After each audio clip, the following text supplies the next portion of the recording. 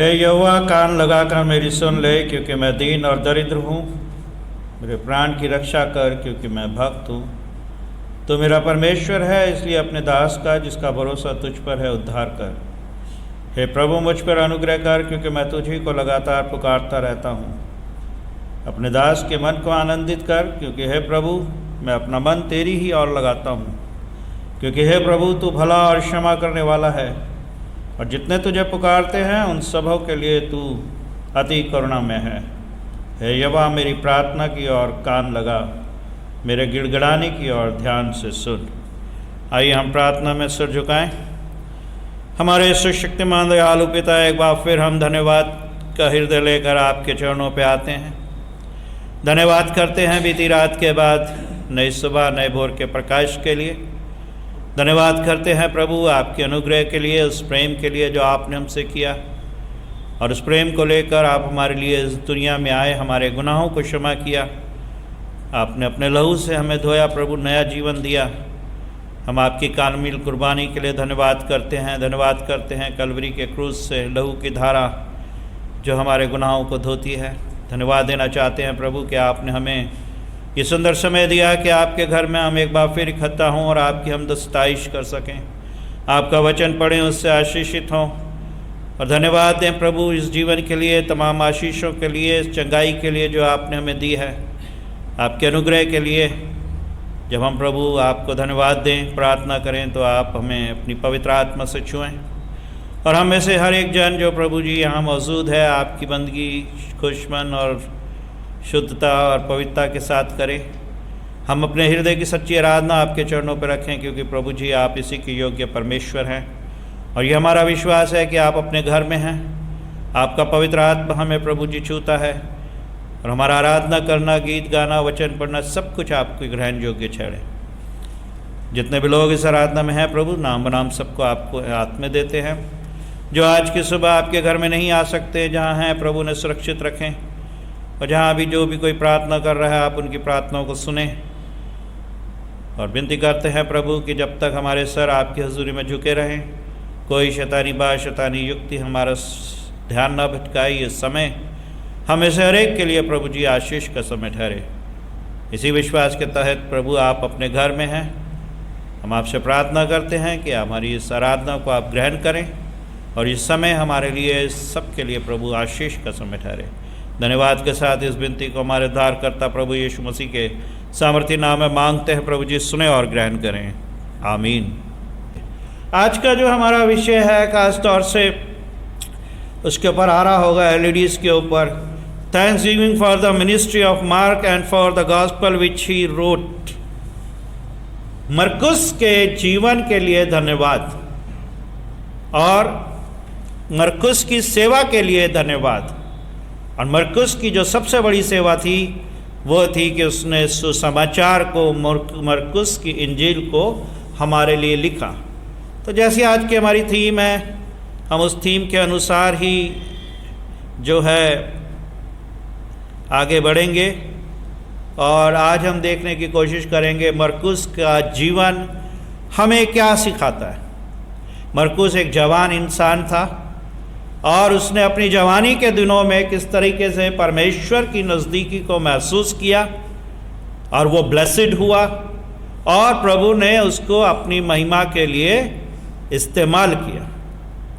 अगर आप मरकुस के नाम पर ध्यान दें तो मरकुस का पूरा नाम था यूहन्ना मरकुस, और वो यरूशलेम की एक बड़ी ही धनी और प्रभावशाली महिला का पुत्र था।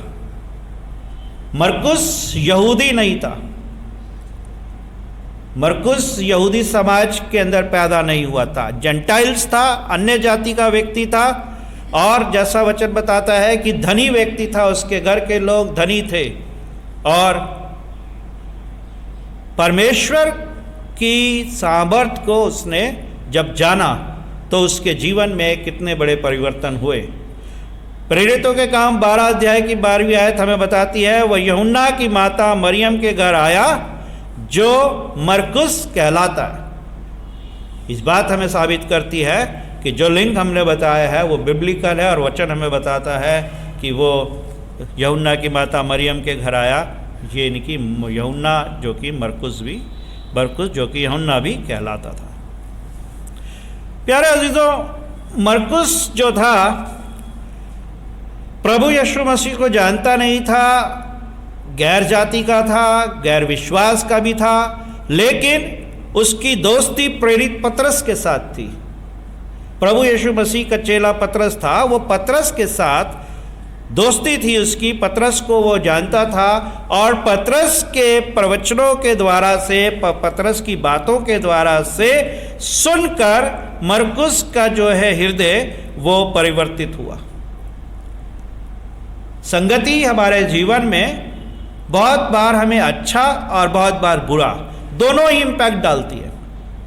आज भी हम लोग दोस्त बनाते हैं, संगतियां करते हैं, लेकिन बहुत बार हम उन संगतियों के द्वारा से बहुत बार हम गलत भी सीखते हैं, लेकिन बहुत बार हम जो है सही रास्ते पे भी आते हैं। ये डिपेंड करता है इंसान की अपनी खुद की कुव्वत पे कि वो सामने वाले के जीवन से क्या ले रहा है, क्या सीखना चाह रहा है, क्या सीख रहा है। और मरकुस ने पतरस के साथ रह के वचन की रोशनी में हम देखते हैं कि अच्छी बातों को ग्रहण किया, और जब उसने अच्छी बातों को ग्रहण किया उसके जीवन के अंदर एक नया परिवर्तन होना शुरू हो गया। और ऐसी मेरा और आपका जीवन भी है कि जब हम सीखते हैं, सीखने की प्रवृत्ति रखते हैं, और जब हम सीखना चाहते हैं तो हम किसी भी इंसान से कुछ भी सीख सकते हैं। छोटा है बड़ा है ये मैटर नहीं करता। हम किसी बच्चे से भी कोई बड़ी बात सीख कर अपने जीवन में उसको अमल में ला सकते हैं और अपने जीवन को हम जो है खुशहाल भी बना सकते हैं। तो मरकुस ने जो था पतरस के साथ रह रहे के प्रभु यीशु मसीह के इस बारे में सुना और उसने अपने आप को प्रभु के लिए तैयार किया। और वचन बताता है मरकुस पौलुस और बरनबास के साथ मिशनरी यात्रा पर गया। पौलुस ने मिशनरी यात्राएं की, हम जानते हैं पौलुस की 3 मिशनरी यात्रा, पहली, दूसरी और तीसरी। पहली यात्रा पे जब पौलुस बरनबास को लेके गए, एक सहायक के तौर पे मरकुस जो है पौलुस के साथ गया और वहाँ मिशनरी यात्रा उन्होंने शुरू करी। लेकिन वहाँ शायद कुछ चीज़ें ऐसी हुई कि पौलुस ने जो है मरकुस को वहाँ से वापस भेज दिया। और कोई बात थी कि पौलुस गुस्सा भी हुए और क्रोध में आके उन्होंने जो है मरकुस को डांटा। इसलिए वचन बताता है प्रेरितों के काम 15 अध्याय के 38 से 40, इसलिए पौलुस दूसरी मिशनरी यात्रा पर मरकुस को अपने साथ लेकर नहीं गए।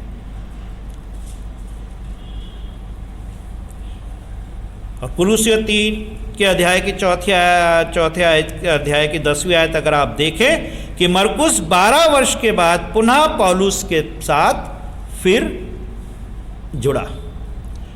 अब ये 12 वर्ष का जो समय मरकुस के जीवन में था, ये मरकुस की तैयारी का जीवन था।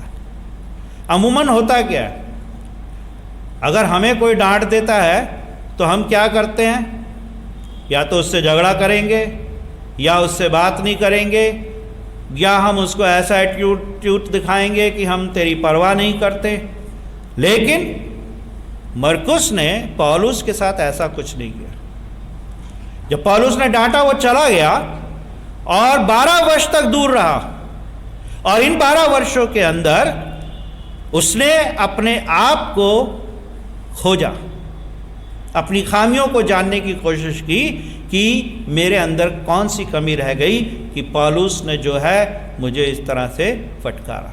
प्यारे अजीजों, डांट इंसान को जीवन में सही बनाती है, और जो लोग डांट को सुनना नहीं चाहते या डांट को अपने जीवन में एक विरोध की तरह ग्रहण करते हैं, वो अपने जीवन के अंदर कभी भी उन ऊंचाइयों को नहीं पाते जो परमेश्वर उनको देना चाहते हैं। इसलिए हमारे जीवन के अंदर एक गुण ये होना चाहिए कि हमें दूसरे की, चाहे वो बड़ा है या छोटा है, अगर कोई अच्छी बात है और अगर हमसे बड़ा है और हमें वो ताकीद कर रहा है या हमें डांट रहा है या कुछ हमें कह रहा है, तो हमें उसके ऊपर गौर करना चाहिए, क्योंकि वो बातें हमारे को बेहतर बनाने के लिए होती हैं।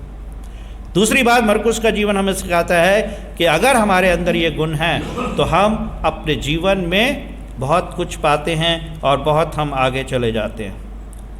और उसका हम देखते हैं कि क्या हुआ आखिर में। दूसरा तीमुथियुस 4 अध्याय की 11वीं आयत पे अगर आप देखेंगे, वहाँ मिलता है, पौलुस के मृत्यु दंड से पहले प्रेरितों ने मरकुस को बुलाया।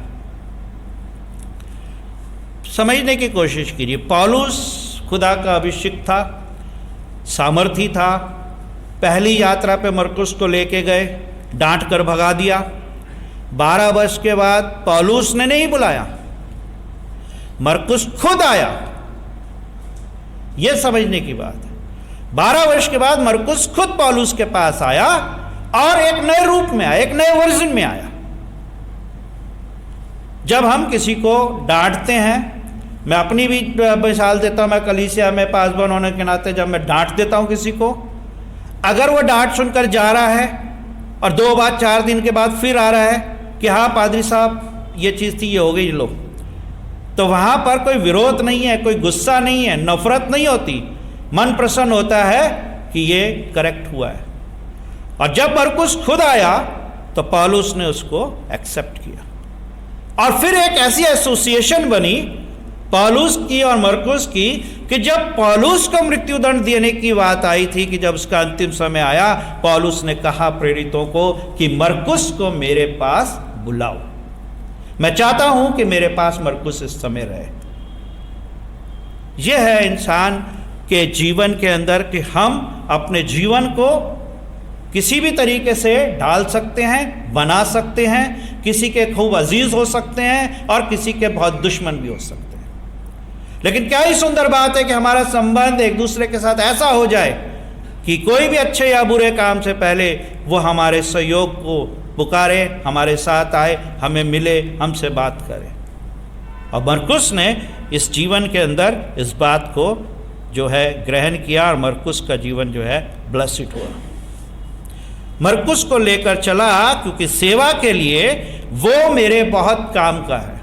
ये टेस्टमनी पौलुस दे रहे हैं मरकुस के जीवन के लिए, वो पौलुस जिसने एक पहले मरकुस को जो है डांट कर भगा दिया। अब क्या कह रहा है पौलुस कि मेरे लिए सेवा के लिए वो बहुत काम का है, मरकुस को बुलाओ।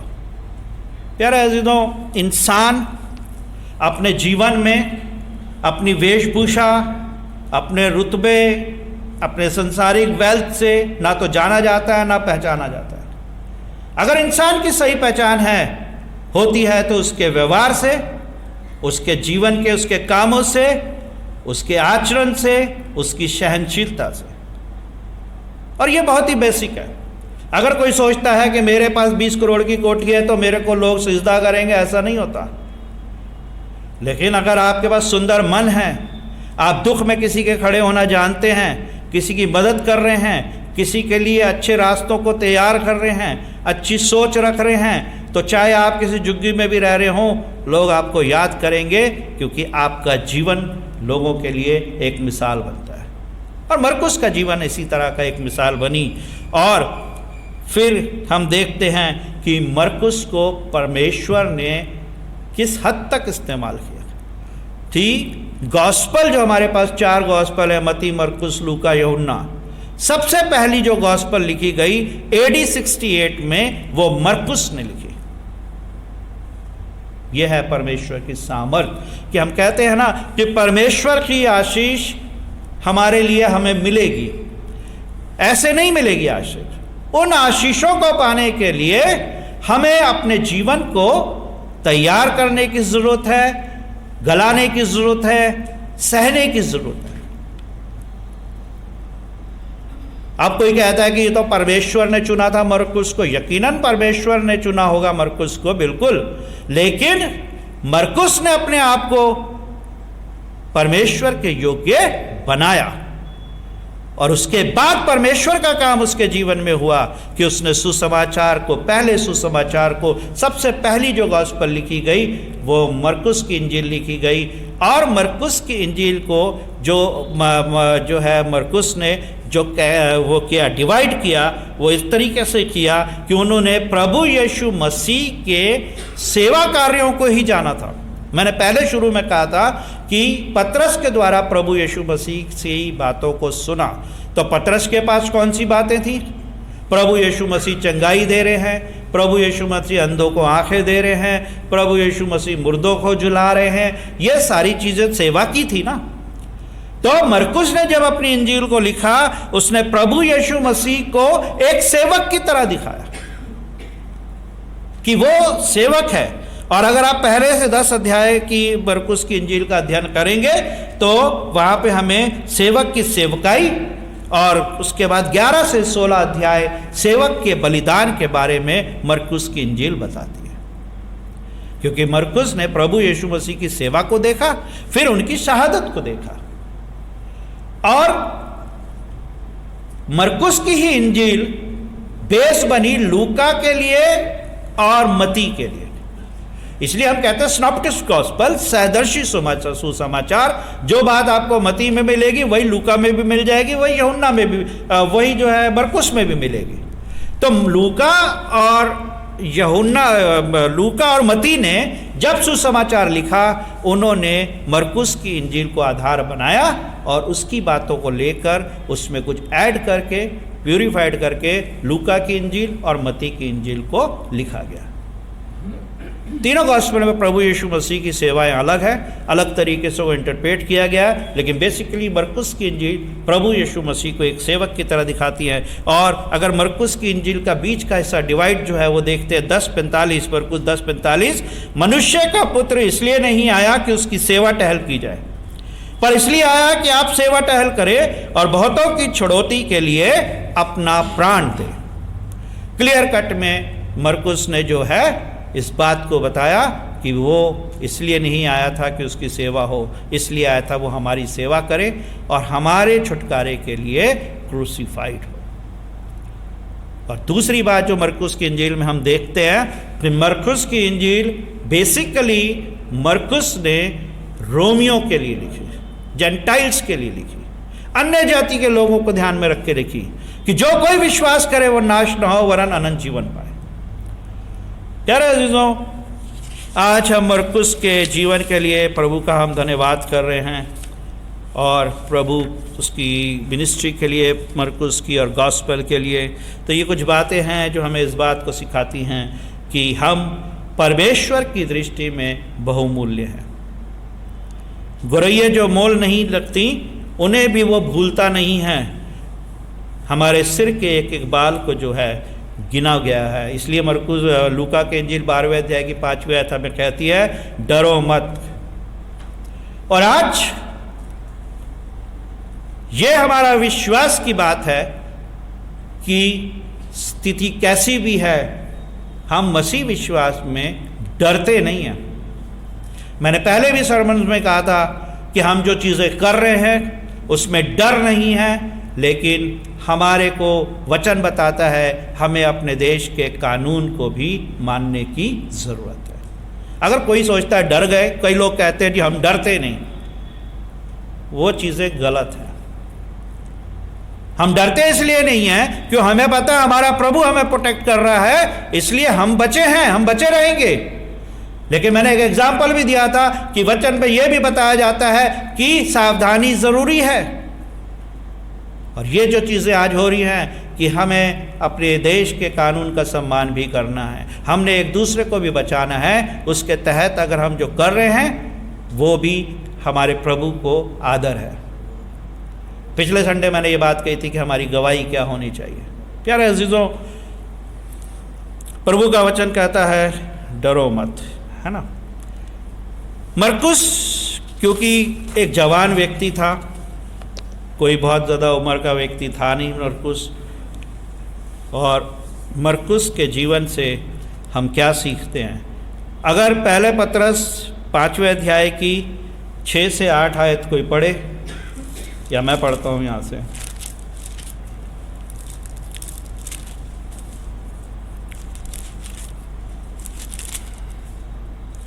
पहला पतरस 5 अध्याय, इसलिए परमेश्वर के बलवंत हाथ के नीचे दीनता से रहो, जिससे वह तुम्हें उचित समय पर बढ़ाए। जितने हमारे जवान बच्चे हैं उनके लिए ये बात है। परमेश्वर के बलवंत हाथ के नीचे दीनता से रहना है। इसलिए वचन कहता है तू अपनी जवानी के दिनों में अपने सृजनहार को स्मरण रख और उचित समय पर वो तुझको क्या करेगा, बढ़ाएगा। उसको तुम्हारी चिंता है। आज हमारे जवान कई लोग हैं जॉब के लिए परेशान हैं, मनचाहा जॉब नहीं मिल रहा है, या जहाँ चाह रहे हैं वहाँ रास्ता नहीं खुल रहा है, रास्ते बंद हो रहे हैं, परेशानियाँ हो रही हैं। उनके लिए वचन है कि तू अपनी जवानी के दिनों में परमेश्वर पर विश्वास रख और वो उचित समय पर तुझे बढ़ाएगा। अपनी सारी चिंता उस पर डाल दे।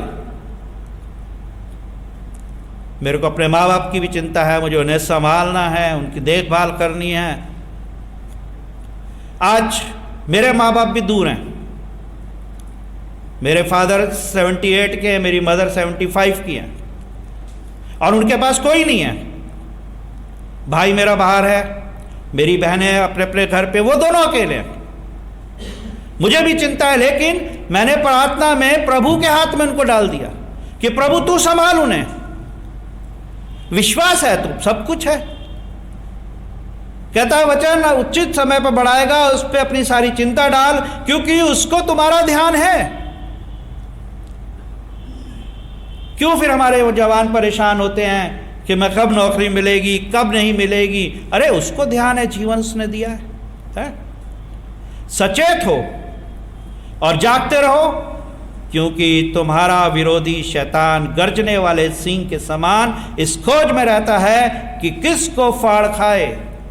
इस समय जो चल रहा है, इस समय ज़रूरत है कि हमें अपने आप को प्रोटेक्ट करें, अपने घर को प्रोटेक्ट करें, अपने जीवन को प्रोटेक्ट करें, क्योंकि शैतान खुला घूम रहा है, गर्जने वाले सिंह की तरह धाड़ता हुआ घूम रहा है और वो देख रहा है कि किसको वो पकड़ ले। प्यारे अजीजों, मरकुस एक जवान व्यक्ति था, उसके जीवन में परमेश्वर ने काम किया। आपके जीवन में भी परमेश्वर इसी तरह से काम करेगा। नीति वचन 15 अध्याय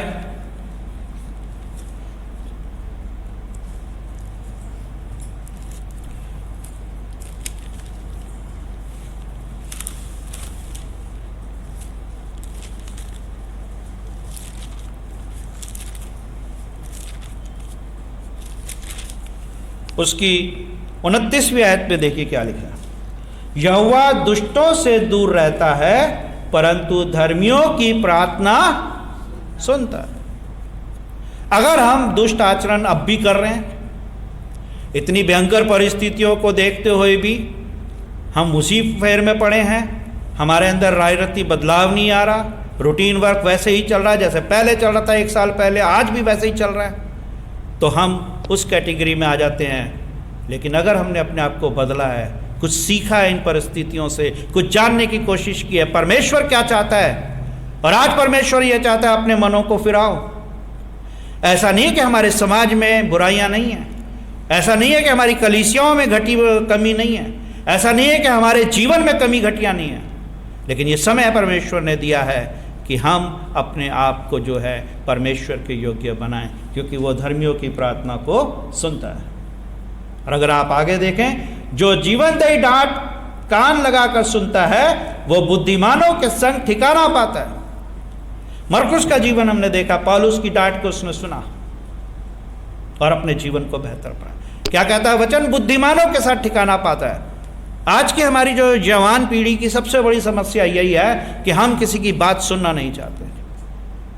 बाहर तो किसी की सुनेंगे क्या नहीं सुनेंगे, हम अपने माँ बाप की भी कोई बात जो है सुनना नहीं चाहते। ये हमारी जवान पीढ़ी का डाउनफॉल है। अपनी मर्जी, अपनी इच्छा पूरी करनी है। परमेश्वर का वचन कहता है अपनी जवानी के दिनों में मतवाला ना हो। जरूरत है जवानों को आज परमेश्वर की नजदीक में आने की। क्या कहता है वचन? डांट को जो कान लगाकर सुनता है वो बुद्धिमानों के संग ठिकाना पाता है, और जो शिक्षा को सुनी अनसुनी करता है वह अपने प्राण को तुच्छ जानता है, परंतु जो डांट को सुनता वो बुद्धि प्राप्त करता है। अब आप फिर देखें मरकुस का जीवन।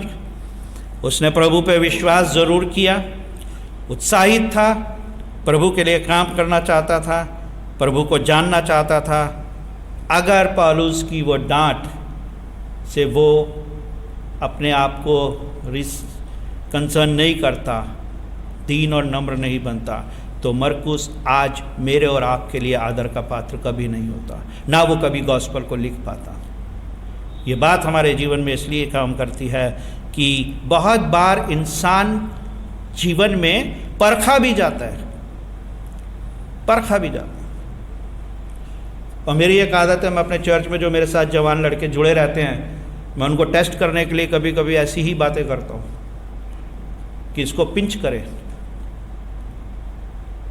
और बहुत बार बहुत सारे जवान बच्चे उस बातों को बड़ा लाइट लेते हैं, वैसे ही रहते हैं और दिख जाता है कि हाँ।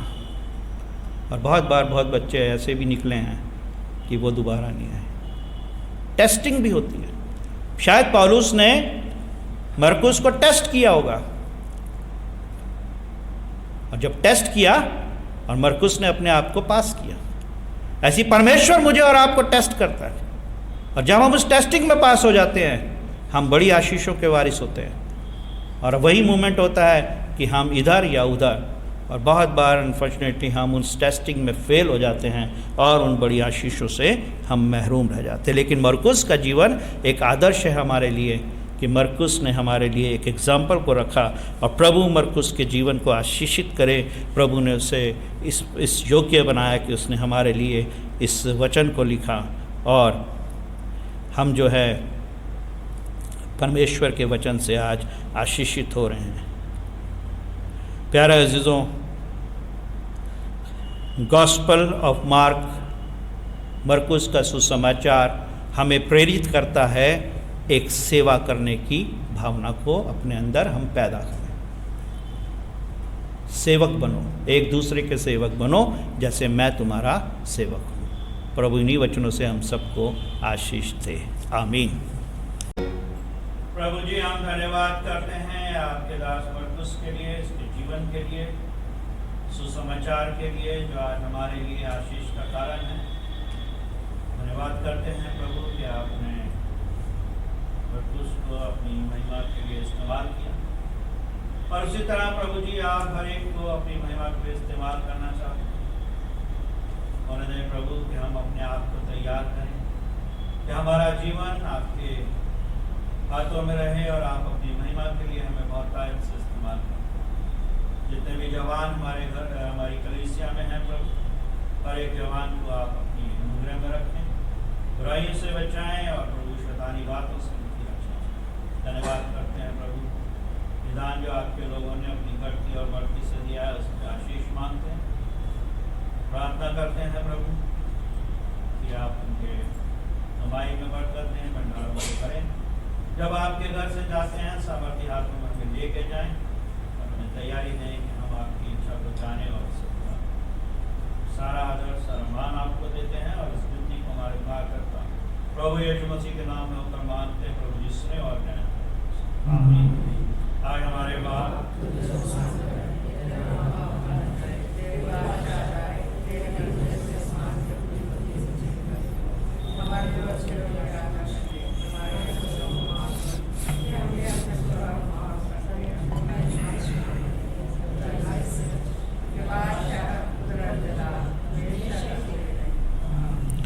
हमारे प्रभु यीशु मसीह का अनुग्रह, परमेश्वर पिता का प्रेम और पवित्र आत्मा की सहभागिता हर बच्चे, जवान, बुजुर्ग, पूरी कलीसिया के ऊपर अब से लेकर हमेशा तक होती रहे। आमीन।